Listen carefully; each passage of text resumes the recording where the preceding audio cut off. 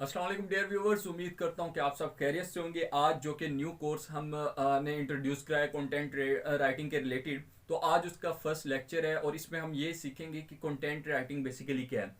So guys, तो अगर आप मेरे चैनल पर न्यू हैं तो सबसे पहले चैनल को लाइक करें, सब्सक्राइब करें और इस कोर्स को ज़्यादा से ज़्यादा शेयर करें और ख़ुद भी इस कोर्स को कम्प्लीटली देखें, क्योंकि जो डिफरेंट हमारे इसके ऊपर स्किल्स हैं वो इसी बेस के ऊपर करनी है। जो फर्स्ट लेक्चर है वो ही मेन हमारा फोकस होना चाहिए, क्योंकि आज के इस लेक्चर में हम वो तमाम चीज़ें सीखेंगे जो कि हमारे लिए बहुत ज़्यादा नेसेसरी है।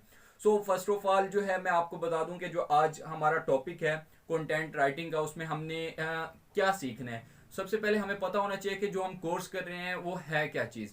ये तो आप सबको पता होगा कि कंटेंट राइटिंग में हमें पैराग्राफ लिखना पड़ जाता है या फिर डिफरेंट टास्क दिए जाते हैं, राइटिंग के रिलेटेड होते हैं, लेकिन ये नहीं पता होता कि कौन कौन से हो सकते हैं। मल्टीपल फील्ड्स हैं जहां पर एक कंटेंट राइटर की बहुत ज़्यादा ज़रूरत होती है, तो आज हम उन्हें डिस्कस करेंगे। और नंबर 2 है रोल्स एंड इंपॉर्टेंस, यानी कि हमारी जो ज़रूरत है वो कौन कौन सी जगह पर है। एक कंटेंट राइटर जो है वो कौन सी फील्ड्स में जा सकता है, कौन सी जगह उसे अच्छा वर्क मिल सकता है, अच्छा एज मिलता है। और नंबर 3 जो है वो है fields of the content writing, यानी कि कितनी फील्ड्स हैं मल्टीपल जो कवर करता है एक कंटेंट राइटर।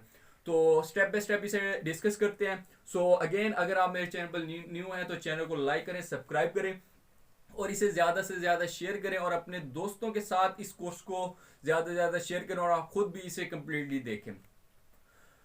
सो गाइस, तो फर्स्ट ऑफ ऑल हमें पता होना चाहिए जो कंटेंट राइटिंग है वो कितने टाइप्स की होती है।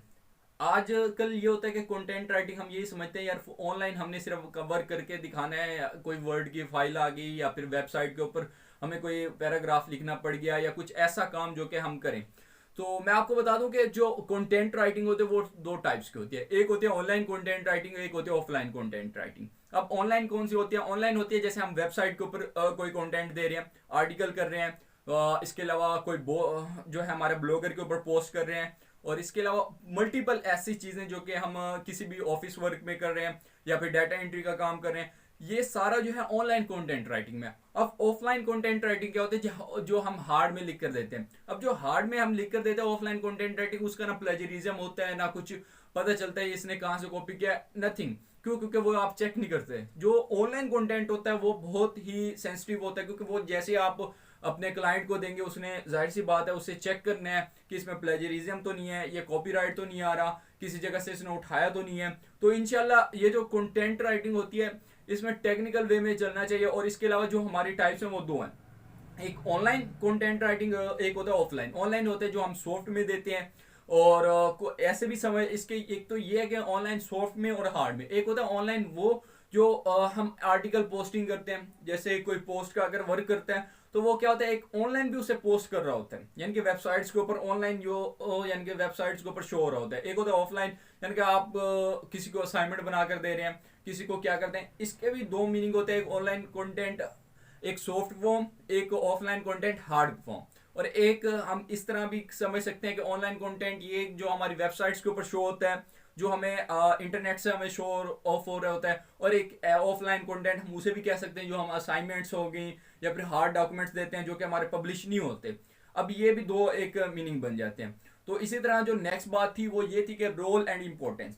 अब जो हमारा कंटेंट राइटिंग जो है हम वो कर रहे हैं, अब उसे हम कैसे इंपॉर्टेंट बनाए, उसका जो कैसे हम करें कि लोगों तक वो हमारा जो कंटेंट है, यानी कि आपने एक आर्टिकल लिखा और आप चाहते हैं जो मेरा आर्टिकल है वो सबसे सामने है, यानी कि रीच में आए, अगर सर्च करें तो आपका ये आपने लिखा कि भाई एसईओ कैसे करते हैं।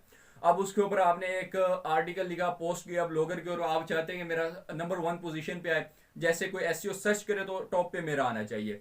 आपने ऐसा क्या करना है कि आपकी जो पोस्ट है वो जो आपका आर्टिकल है वो नंबर 1 पोजीशन पे है, टॉप सर्च पे है। तो उसके लिए क्या है कि आपको अपनी जो पोस्ट है उसे इफेक्टिव बनाना पड़ेगा।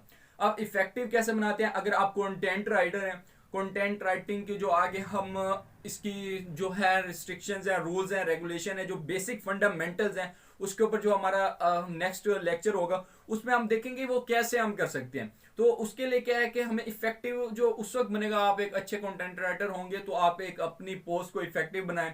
उसके अलावा इंगेजमेंट उस वक्त होगी जब उसकी आप अच्छे से एसईओ करेंगे। अब एसईओ भी बहुत ज़रूरी है, इफेक्टिव भी होना चाहिए। इफेक्टिव कैसे बनेगा, आप जो fundamentals of the content writing को प्रॉपरली यूज करेंगे तो तब भी है कि आपकी जो पोस्ट है वो इफेक्टिव बने। अब इंगेज भी उस वक्त होंगे जब आपकी एसईओ होगी और आपकी टॉप, सबसे पहली आपकी बात है कि आपकी जो पोस्ट है वो टॉप सर्च पे है। और उसके बाद जो सेकंड बात है वो ये है कि इफेक्टिव होनी चाहिए। जब इफेक्टिव भी होगी, टॉप सर्च पे आएगी, तो जाहिर बात है कि जो भी आपका व्यूअर्स होगा वो आपसे अट्रैक्ट होगा और आपकी उसने आपकी जो पोस्ट है उसे कंप्लीटली पढ़ना है। तो ये कुछ है जो सेकंड पार्ट है वो रोल एंड इम्पोर्टेंस का, वो बहुत ही हमारे लिए ज़रूरी है। तो नेक्स्ट चीज़ है फील्ड्स। अब एक कंटेंट राइटर है वो कहाँ का अपनी जो स्किल्स है वहां पर सेल आउट कर सकता है या फिर वर्क कर सकता है, क्योंकि मोस्टली जो होता है वो खुद ही वर्क कर रहा होता है अपनी स्किल्स बेस पर। तो उसमें सबसे पहले है वेब कंटेंट राइटिंग। वेबसाइट्स हैं और जिसके ऊपर आप, अगर आपने कोई भी अपनी वेबसाइट बनानी है तो उसके ऊपर आप अपना ही कंटेंट राइटिंग कर सकते हैं। उसके बाद article writing. Article writing basically आप कह सकते हैं आर्टिकल्स आप लिखते हैं या फिर आप ब्लॉग पोस्ट करते हैं, वो एक ही चीज़ आ जाता है। उसके बाद आता है बिजनेस राइटिंग।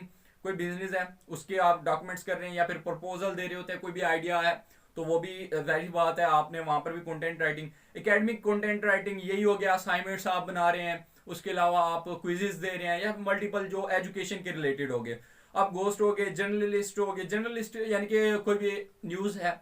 अब न्यूज़ ये तो नहीं है कि आपने, आपके पास आया आपने उस वक्त कर ली, जाहिर सी बात है आपने उसके ऊपर एक कंटेंट राइटर होता है, उसके ऊपर आपको ग्रामर का ख्याल रखना पड़ता है। आप देखें ना, मल्टीपल न्यूज़ होती हैं, पोस्ट होती हैं डेली, लेकिन जो हमें हेडलाइन की सूरत में आ रही होती है या फिर हमें नजर आ रही होती है वो पोस्ट आएगी जिसकी जो है ग्रामर सही होगी, जिसकी एसईओ होगी, जो कि इफेक्टिव भी होगी और एसईओ भी होगी, फिर ही हम उसके साथ इंगेज होते हैं। और इसके बाद टेक्निकल राइटिंग आ गई। टेक्निकल राइटिंग भी बड़ी ही जैसे मल्टीपल हमारे पास ब्राउजर्स होते हैं, वहां पर नेम लिखे आपके पास पूरी एप्लीकेशंस आ जाती हैं या फिर जो भी होता है वो भी एक किस्म की राइटिंग है, उसे भी चेंज करना पड़ता है उसकी कॉपीराइट दूर करने के लिए। ब्लॉगिंग होगी, ब्लॉगिंग पहले का, आर्टिकल राइटिंग और ब्लॉगिंग सेम है, थोड़ा बहुत इसमें डिफरेंस है लेकिन मल्टीपल नहीं है, इंशाल्लाह वो हम आगे देखेंगे।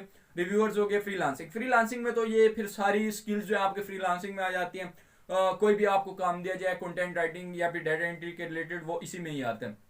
सो गाइस, तो आज जो ये हमारी वीडियो है इतनी ही, क्योंकि आई होप कि आपको पता चल गया होगा कि कंटेंट राइटिंग जो है हमारी फील्ड, उसकी कितनी इंपॉर्टेंस है और कहाँ कहाँ वो हमें यूज़ करनी चाहिए और किस तरह हम उसे इफेक्टिव और बना सकें। और इंशाल्लाह हम मल्टीपल अपनी नेक्स्ट वीडियोस में भी देखेंगे कि कौन से हम टूल्स यूज़ करके किस तरह हम अपना जो कंटेंट है उसे ज़बरदस्त बना सकते हैं। सो गाइस, तो आप प्रॉपरली नेक्स्ट भी वीडियोस देखें, उनमें भी आपको पता चलेगा कि किस तरह हम अपनी वीडियो जो हमारी कंटेंट है उसे हम इफेक्टिव बना सकते हैं। सो अगर आपको कोई भी क्वेश्चन हो तो आप कमेंट सेक्शन में पूछ सकते हैं। Thank you very much. Allah हाफिज़।